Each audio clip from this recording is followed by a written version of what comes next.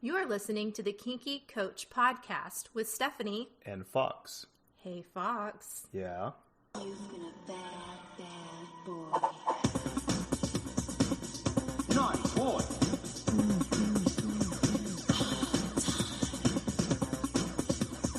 Naughty boy should be punished.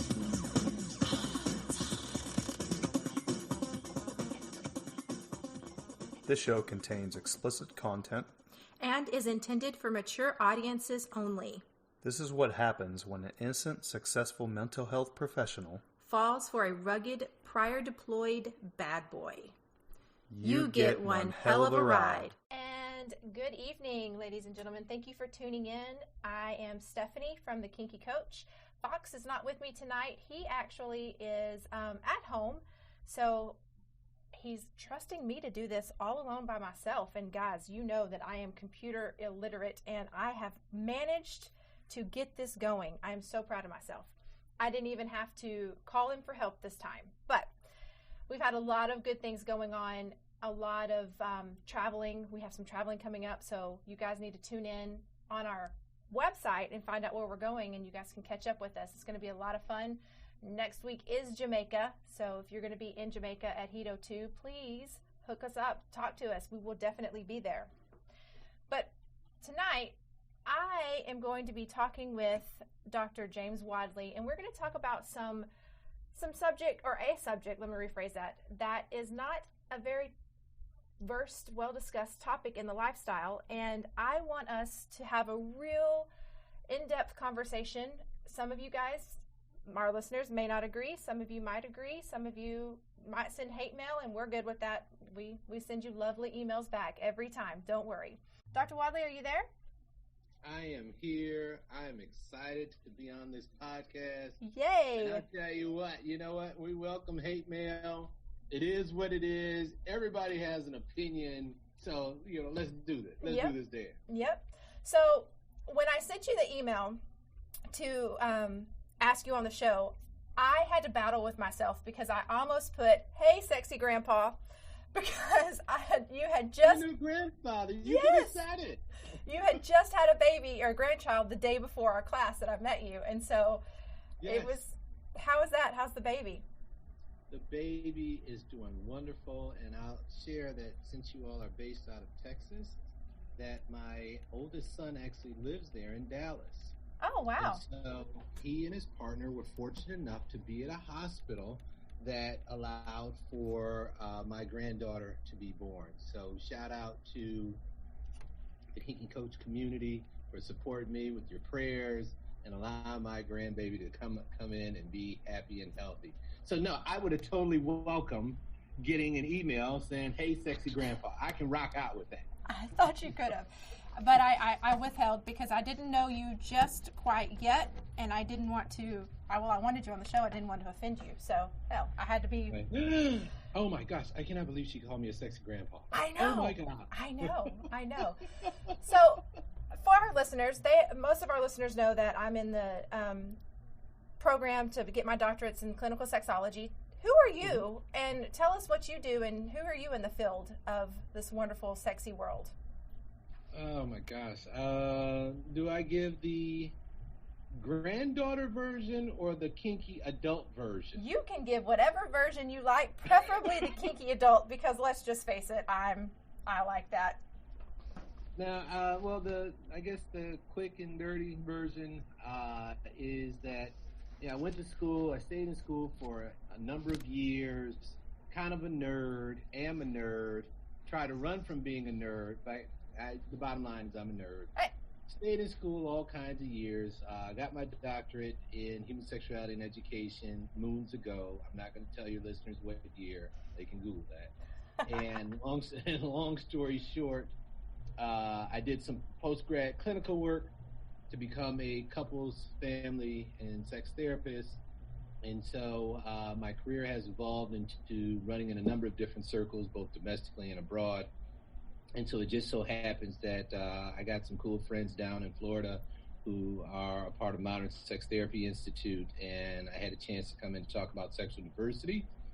and no one cussed at me, no one booed me, and no one could spit on me because it was by Zoom, and that was all I could ask for. Yeah. And so I got a really cool invite to be on this podcast today, and so here I am.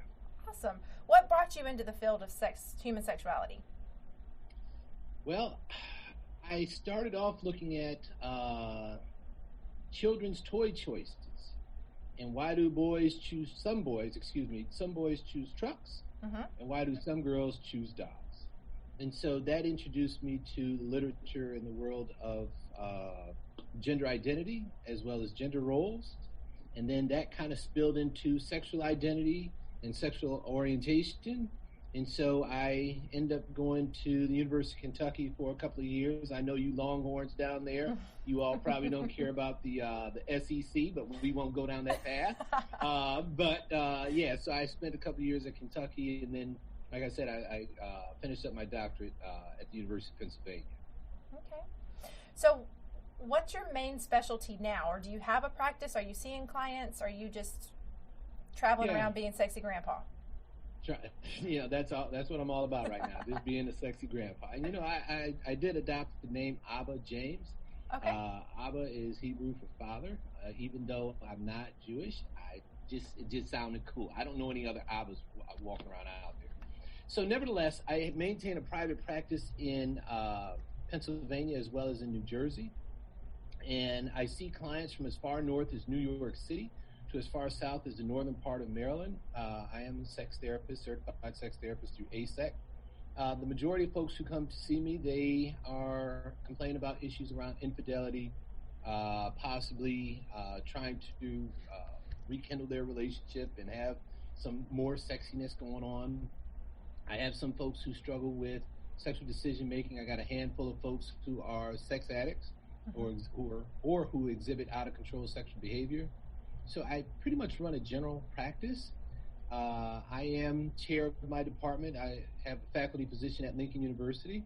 And actually, I just got promoted to be interim associate dean. So wonderful. Congratulations. I'm kind of an empty suit. And I sign off on a lot of documents for my students and for my faculty. And so that's been really cool. But yeah, I do a lot of things near and far. And what that looks like in real time, I just got back from doing work in Tanzania, working with nurses and midwives, teaching them how to talk to their clients about sexuality. I hosted a conference in Cuba maybe about a year and a half ago, and it was for folks who do research and serve as a clinician and teach human sexuality.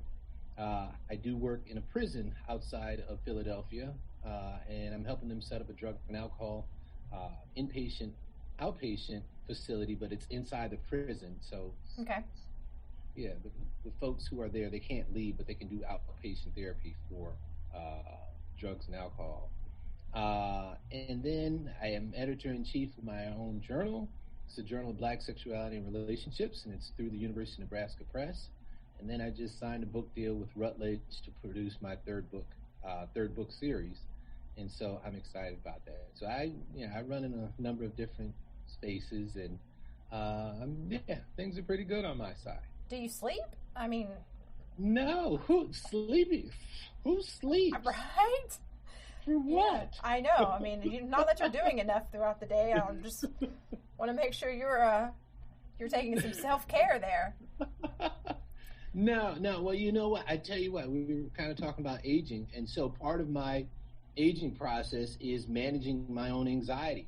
And what I realized is that I would wake up in the middle of the night at like 2 or 3, and I'd just be staring at the damn ceiling. So I realized that I could use that energy for good rather than evil. And so I just started working on different projects. And so as a matter of fact, I'll share with the listeners that I'm halfway through working on my MBA, because I just needed to migrate into doing something else. So I'm excited about that. I just finished 2 classes this past weekend. Wonderful. So no, I don't sleep. Yeah, I can tell. When you were teaching our class on sexual diversity, you said something that really struck with me, and that's what made me reach out to you. You were talking about using our platforms. If you have a platform, use your voice.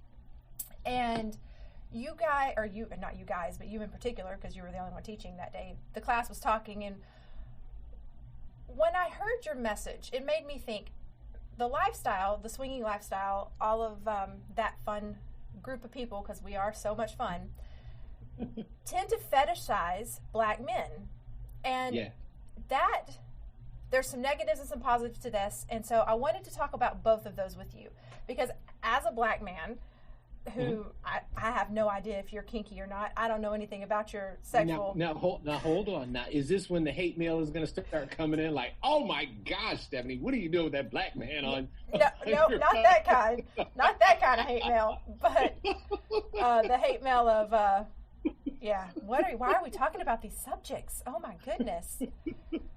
I'm telling you, people get this is not a subject people want to talk about, but it's so prevalent. And when you said use your voice, I was like, you know what? I'm going to do that. Let's talk about how harmful effects of fetishizing black men in the swinging community. Can you speak to that and talk to me about what you think about that?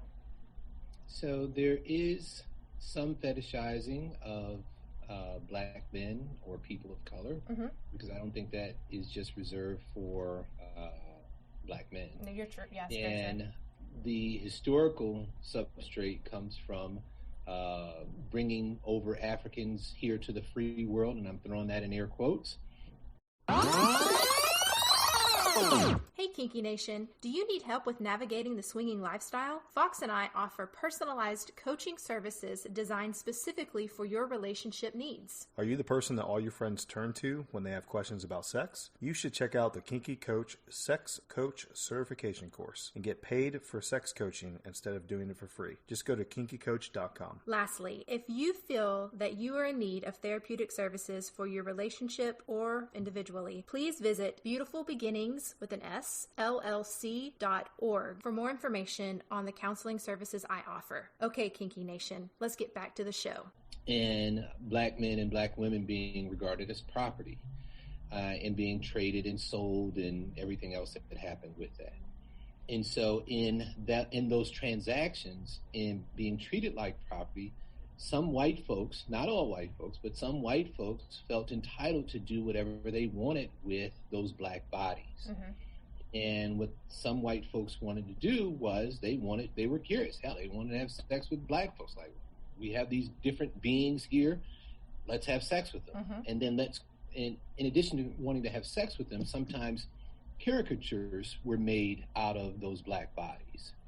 So then the evolution of that over the past, 300, 400 years has been to sexualize some black and brown bodies. And as it may relate to swinging, just because one is in a particular community, whether it's kink or swinging or whatever, those racial stereotypes and tropes still exist. In that as people spend time courting black and brown folks, they may still stereotype them in a way that may not be in alignment with who they are. And so one stereotype is that, black men have penises that touch the floor.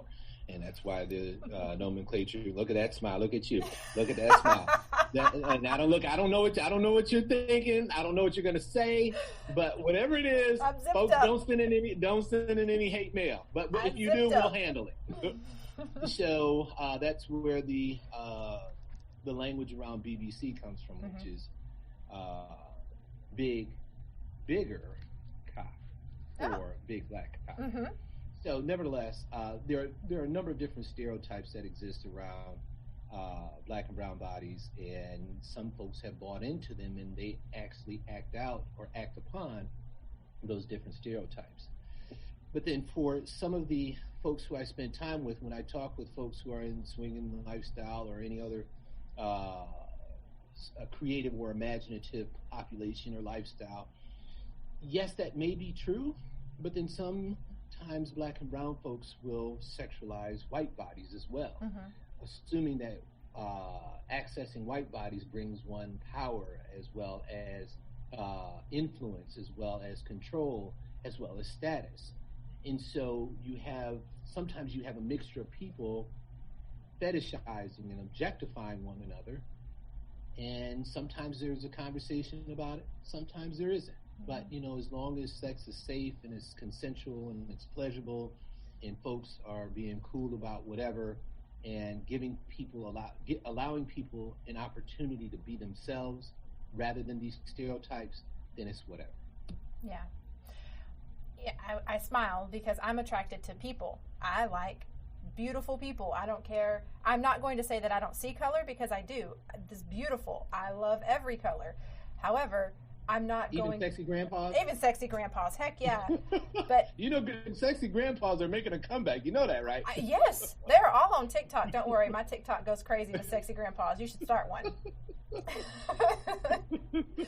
But I love every body, every literal body. And it's frustrating to me when I see we go to clubs or we go to events or even on the dating platforms that we have, men are selling themselves as BBCs or, just making themselves a novelty item. And I feel that causes a huge separation between white bodies and black bodies and brown bodies. What do you think about that? So then online, you can be whoever you want to be. And online, you don't necessarily have to be politically correct or sensitive. And so if I want to draw attention to my body or if I want attention for folks to, look at me or spend time with me, I'm not going to say, hey, everybody, I got an average penis, right? My penis is little. Or my penis doesn't like it when it's cold and it shrivels up in between my legs. I'm not going to say that because then who would want to spend time with me? So I'm gonna sell you. I'm gonna buy into that own stereotype because that allows black man that allows me to have some level of status. So I'm gonna tell you that my penis is as long as the distance between Pennsylvania and Dallas. Wow. And in order to get to my penis, I'm gonna make you pay tolls along the way and make you do whatever other kind of shit. So nevertheless, people sell themselves in a particular way in order to get attention, and it's understandable. But then as a potential consumer, when you have somebody who shows up and they don't present as they advertise themselves, like, hey, you look a little bit different.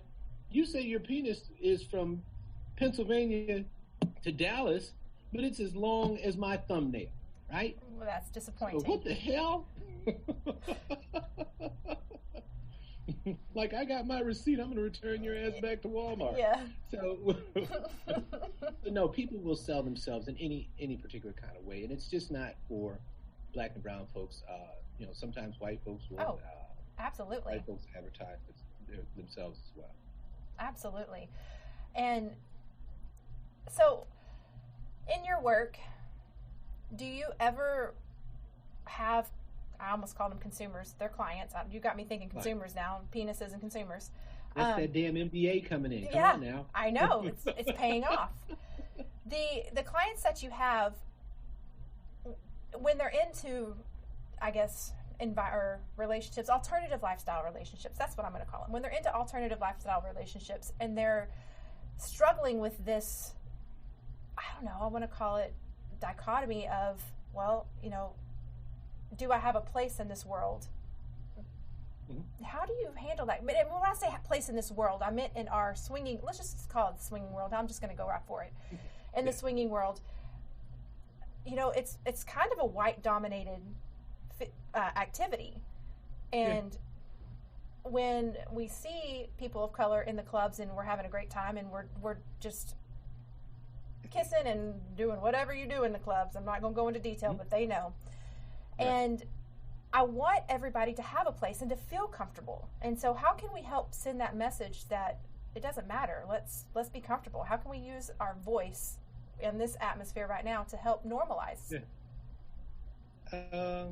I'll say that, there are spaces that are predominantly black and brown spaces. So there's that. And for some of the swinging clubs, you may have X number of white folks there, and then you'll have a handful of black and brown folks who will come in. But in some circles aren't some circles are more or less inviting to have that kind of synergy that may exist that you're talking about, where everybody is somebody. Because you can have, say a nightclub, and, there may be, if it's not a race issue, it might be a class issue, or it might be an issue around aesthetics, that some people may not be as body positive as others, that if you look a certain way, you're not invited into this particular clique or this particular circle. And so people are making judgments all along the way just based upon what people look like, and they're making assumptions from that. There are some spaces like in maybe hotel parties, or maybe private parties, or wherever. You almost said hotel takeover. You know this language. I do. Uh-huh. I do. Uh-huh. So, I'm a sex worker. I get around, right? Right? Wait. That's a whole different conversation. Did you just say you're a sex worker? I'm a sex worker. Yeah, I get around. Well, you know what? Look, I teach sex education. I'm a sex therapist, and I do sex research. So that makes me a sex worker, maybe not in the traditional sense, but people pay me for sex. Right? I was thinking I was about to get some juicy stuff out of Sexy Grandpa here. I run in a lot of different circles. Obviously. So, nevertheless, if you're at a club, a hotel takeover, what's the gig down in New Orleans? Naughty in New Orleans. People are making judgments along the way. Like, hey, I want you. No, I don't want you. I want you. So, it's not just a race issue, but it can be class, it can be aesthetic, it could be vibe or whatever. It can be familiarity. So sometimes good in swinging lifestyle, you can tell when somebody's a newbie. Oh, yeah. And they're anxious and they're looking around and they're trying to figure out what's going to happen. Or they may grab their partner's arm and they may be highly territorial or possessive. And then you just kind of know that person may not be ready for those who are a little bit more seasoned in swinging. The veterans in the swinging society. The veterans, right. What are some common misconceptions regarding people of color, or just people in general, about participating in alternative relationship dynamics that you feel like is just... I would say that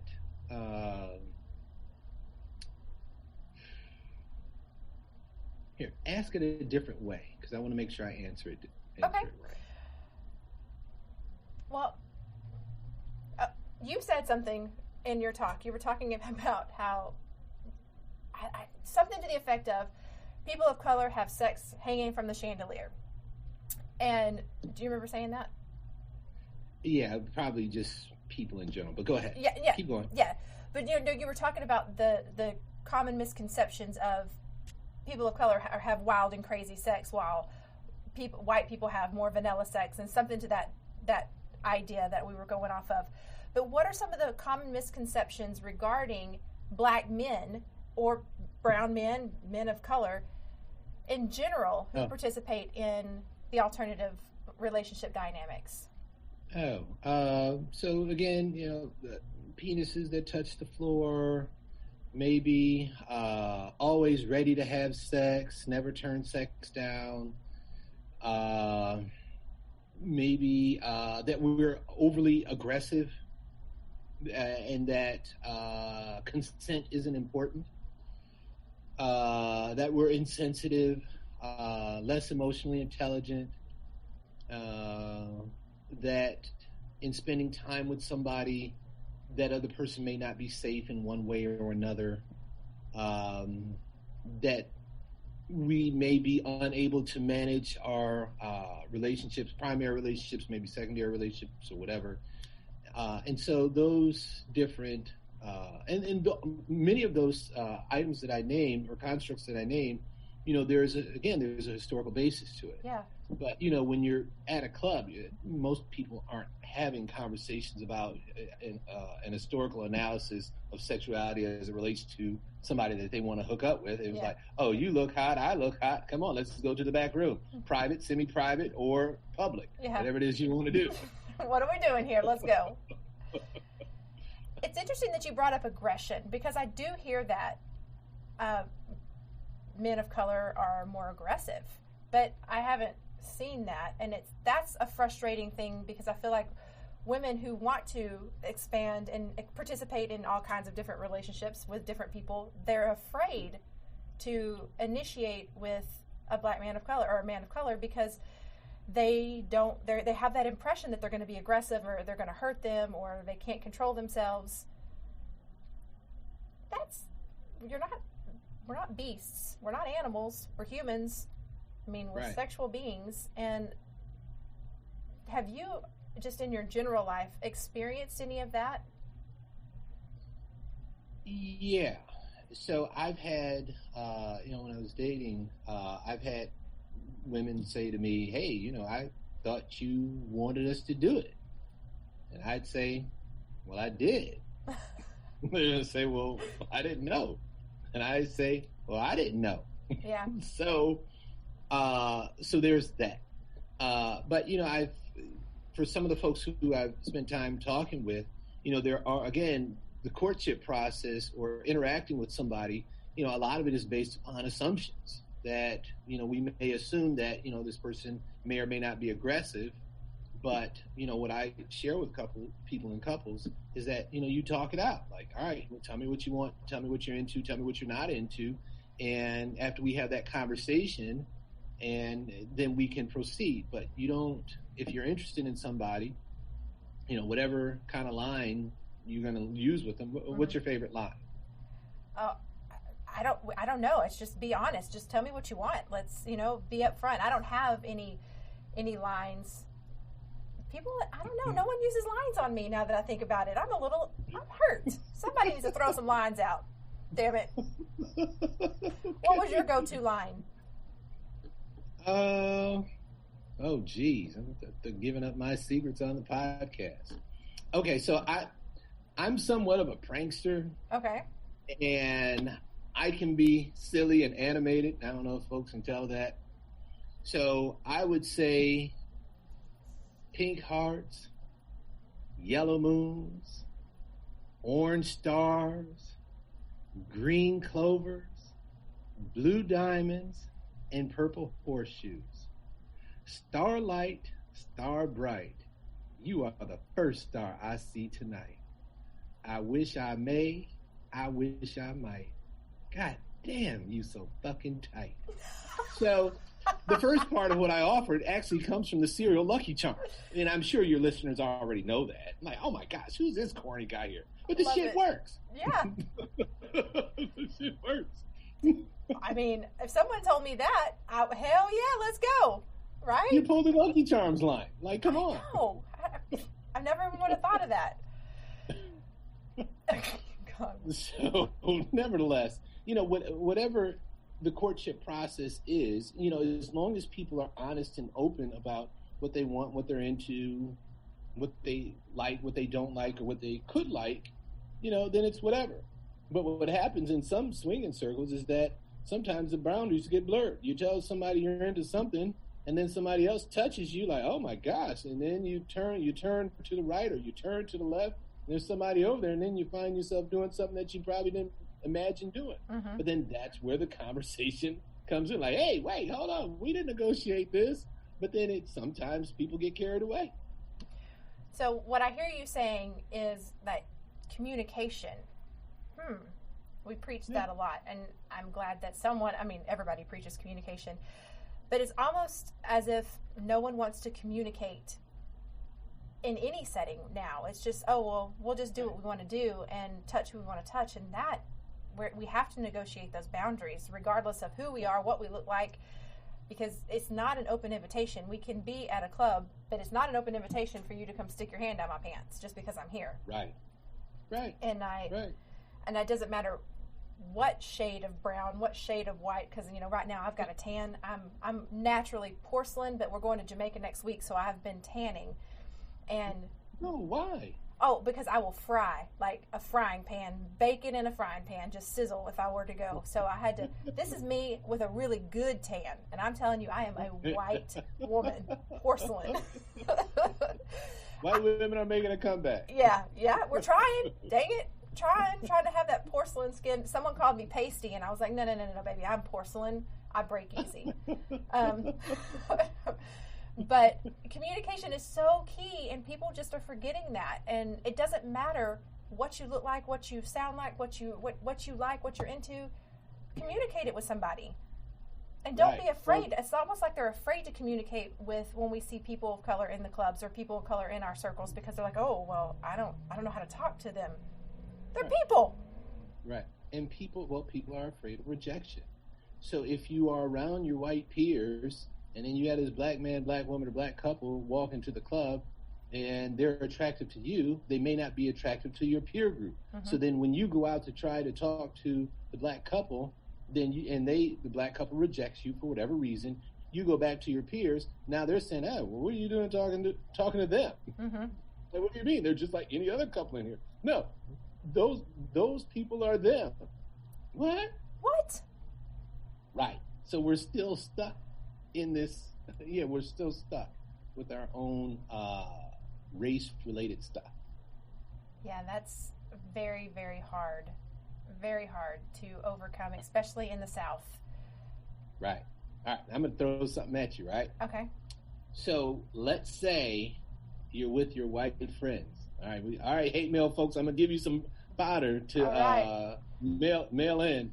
You're with your white friends, right?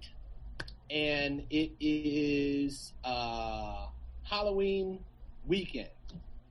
Halloween weekend is usually the top weekend in the swinging world, right? Mm-hmm. Halloween and New Year's Eve. So you walk so this black couple walks into the club, stunningly attractive. But at the club, they're wearing a Black Lives Matter shirt. Do you proposition them or not? Wow. So then they're stunningly attractive. They just have on a Black Lives Matter shirt, right? So you're with your white peers, and we're in the South. What do you do? Well, no, they're too political, right? Okay. Or for your black and brown listeners, you see a stunningly attractive white couple, and one of them has on "Make America Great" cap. Do you talk to them? Personally, I would. Me and Fox, we definitely would go and talk to them because they're sexy and we see sexy people, and that's what we're here to do. We're here to meet other sexy people and to have fun. But what would you do? If I were with a bunch of my black friends and I saw an attractive white couple and one of them had on a "Make America Great Again," it's hard. At a swinging club, I'd probably find somebody else. Yeah. Not that I got to be with Trump supporters, "Make America Great Again," whatever. But at the swinging club, I don't want to get political anyway. For me, that would be too political, and I wouldn't step out there like that. But if they're friends who might be next to them, if they were equally attractive, then I'd talk to their friends. So, but you wouldn't ignore them, would you? You would actually have a conversation. No, I don't see you as ignoring anybody. No, I mean, because everybody's entitled to their own political opinion. Would I do that at a damn club? No. But if somebody felt that way, I mean, I don't care. Look, everybody's got one vote. Mm-hmm. And everybody, when you go to these environments, you know what you're going to do. It's right. It's very clear what you're going to do. So if you want to make a statement, make a statement. But just know that you may not leave with your goal achieved. Right. And what statement can you make with your clothes off? Mm-hmm. Yeah. That's a good one too. Well, there's a lot of statements that can be made when your clothes are off, and you rip away that covering, and you're so vulnerable. But it's right. It's difficult. It's good. So then, how does the vulnerability play itself out across racial lines when outside of the nightclub you don't have any friends who are of a different race or background? And sometimes taking that chance in that setting in and of itself becomes fetishizing. That you can spend time with somebody of a different racial background in the club, but then if I see you at the freaking Walmart, you act like you don't know me. Mm-hmm. Like, oh, absolutely not. I have nothing to say to this man. I saw him or her at the sex club, and that's it. But our relationship will never be anything else except sex. That's what fetishizing is. Mm-hmm. To some degree, though, if that's your thing, maybe that turns you on. But communicate that with the person. If you know, if you guys are having this little relationship where you see each other at the club, you go have sex, and outside of the club you're not friends, because it's just that building that anticipation for the club nights. That's different. Right. That's a kink, and but make sure to communicate that with all parties involved, because we don't want people having misconceptions, of course, because misconceptions are one of the things that really, I guess, control the world right now, which sucks. But and I would imagine many couples really struggle with this conversation, that you can have partners at the club, but then those partners can't come to the party, the home party. Even though you've known the folks for years, they can't come to the house, because if they comes to the house, then that's too intimate, too vulnerable, and you would prefer to see those people on a neutral territory. After you've given your body to them X number of times, they just can't come to the house. Mm-hmm. That goes for everybody, unfortunately. Mm-hmm. And it's a whole other topic of how can you not. I mean, we're all in this for one reason. We're all friends. Be open, be communicative, but also don't be so judgmental. Damn. Right. Everybody. Yeah. People. Go ahead. I'm sorry. No, I was just going to say, people struggle with their own assumptions and being judgmental of one another, and they only know the person at the club. They may not know them in terms of who they are, what they're about, what their values are, what they're into beyond being at the nightclub. But, I think probably sometimes people fear vulnerability, but then it's also a survival mechanism. You can't, if you're if that's your thing with having sex with multiple folks, it may be too emotionally laborious to really get to know somebody. Mm-hmm. Yeah, I love that word that you just used, laborious. That's just so fancy. It's kind of hot. All just the saying. damn years in school. Right. So as we start wrapping up, if let's say that a couple's listening and they want to dabble with different racial individuals, different people that, it can be black, brown, purple, pink, whatever, and they want to dabble in it, but they just don't know how to facilitate that conversation with their partner or to facilitate that conversation with the couple. What do you suggest that they do? I would invite them to have a conversation about fantasy and desire. And I don't know if I don't think I talked about it in this last conversation with modern sex therapy. Have a conversation about fantasy and desire. So the first piece is list one sex act that you would want to do that you haven't done, right? And one person can say, yeah, you know what, I've never had sex with maybe a man or a woman of color. Mm-hmm. And then the next line is name a sex act that you would never do. And a person may say, I would never have any sex with anyone white or black or brown or whatever. But it's just about starting the conversation. And I think that when people are able to identify their fantasies and then be able to articulate it to their partners, one, that facilitates intimacy because their partners may not have known it up until that point. But then two, that may open up a door or a pathway for them to experience their sexuality different than what they have up to that point. And so, sometimes it's difficult for people to talk about fantasy and desire as it may relate to courting other races. Mm-hmm. But when they do it, they find themselves hopefully to be happier. Yeah. I mean, who wouldn't be happy with a BBC, right? Just throwing that Right. out there. Yeah. Is there a BWC, Big White Cock? There's not an acronym for that I know of, but I've never seen that on the... I might need to trademark that. Yeah, there's BBW. Big Beautiful Women. Mm-hmm. Yeah, but I've never... So as a black man, can I say I got a BWC? Big White Cock? I mean, if you need to sell it that way,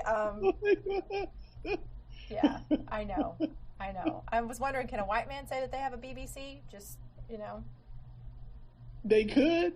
Hell, everybody else lies on the internet. Why not? Right? I mean, that old adage, I'm black from the waist down. Have you ever heard that? Yeah.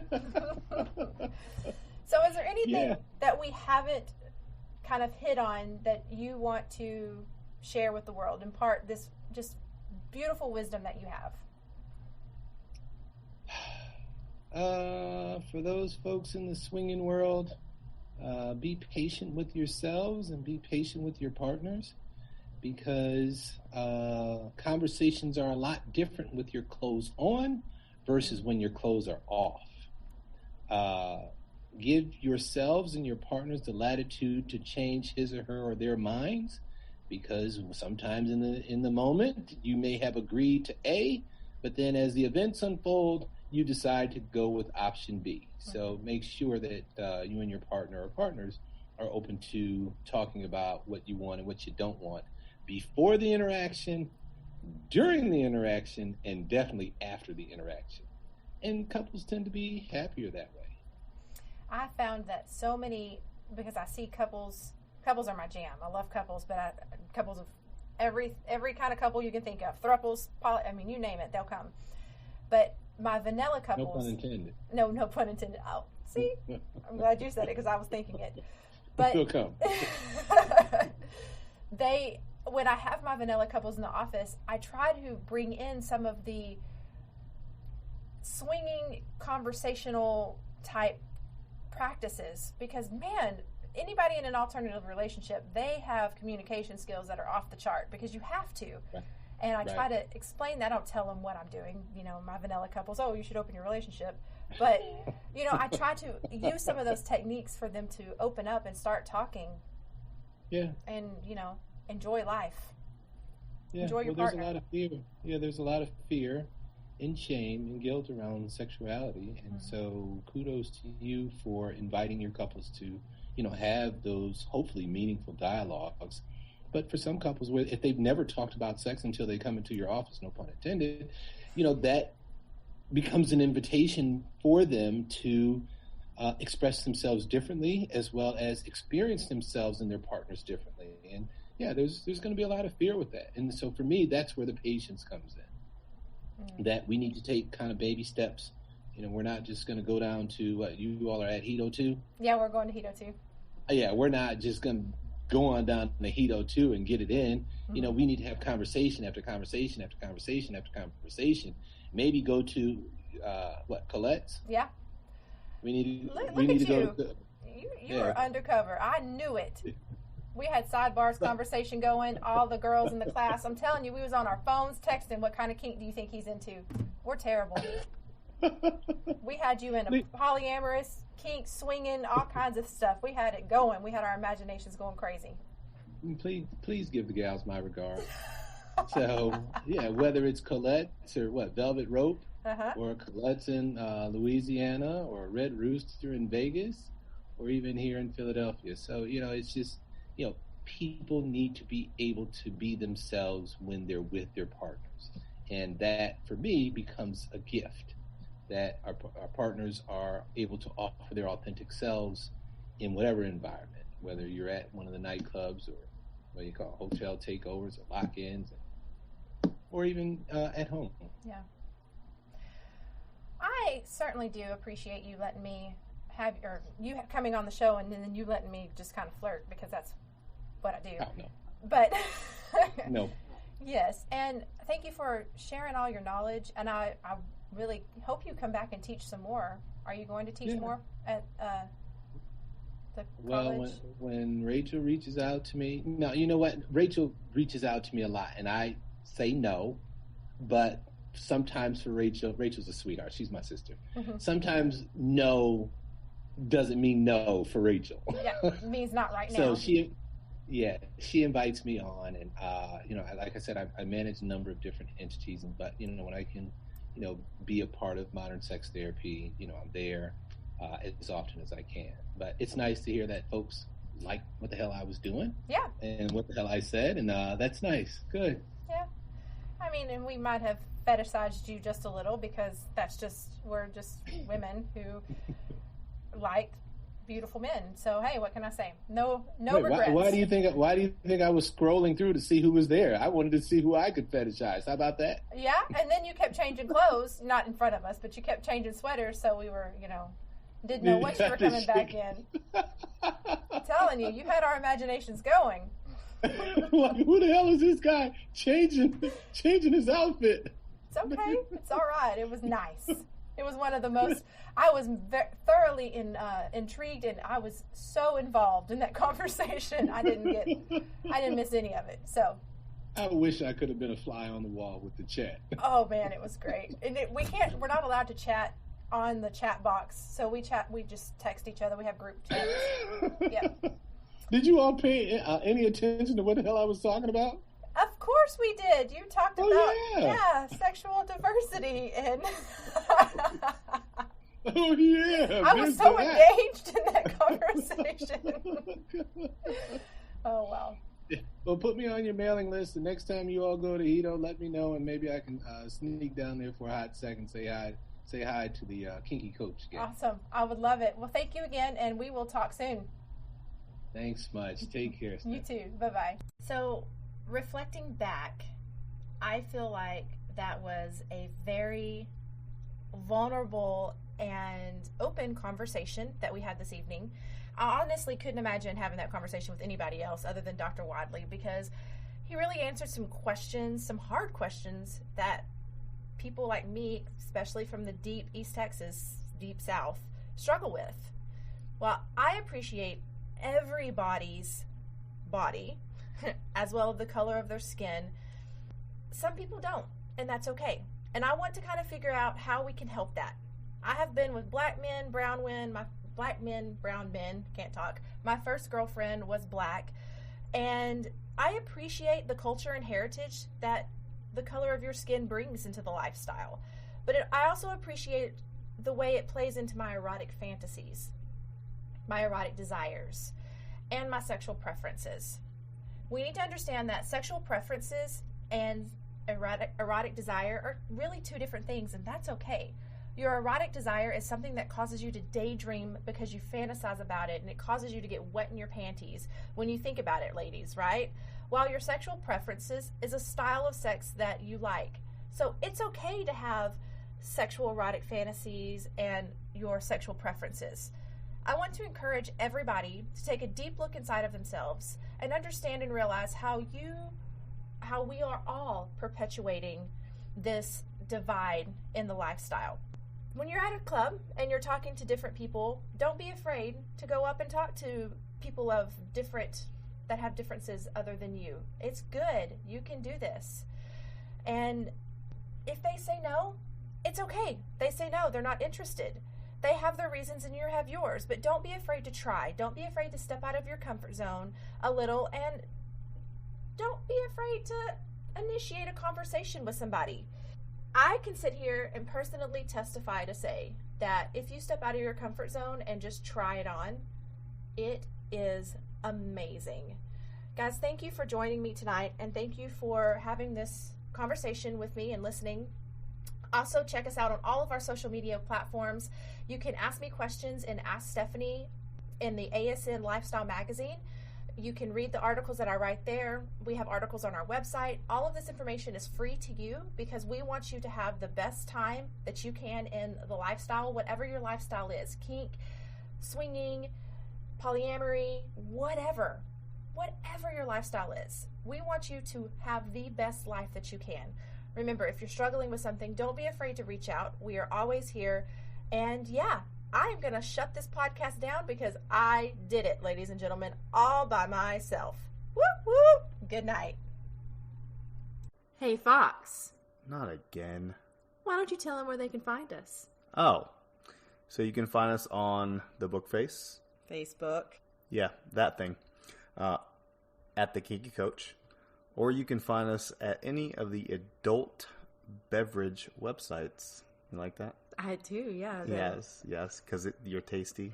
You're thirsty. Yeah. Yes, thirsty. So you can look for either Luna_and_Logan, or you can look for the Kinky Coach and her Silver Fox. Yep. So thank you for listening, and we hope you have a very sexy evening. Have a good night. You are listening to the Kinky Coach podcast with Stephanie and Fox.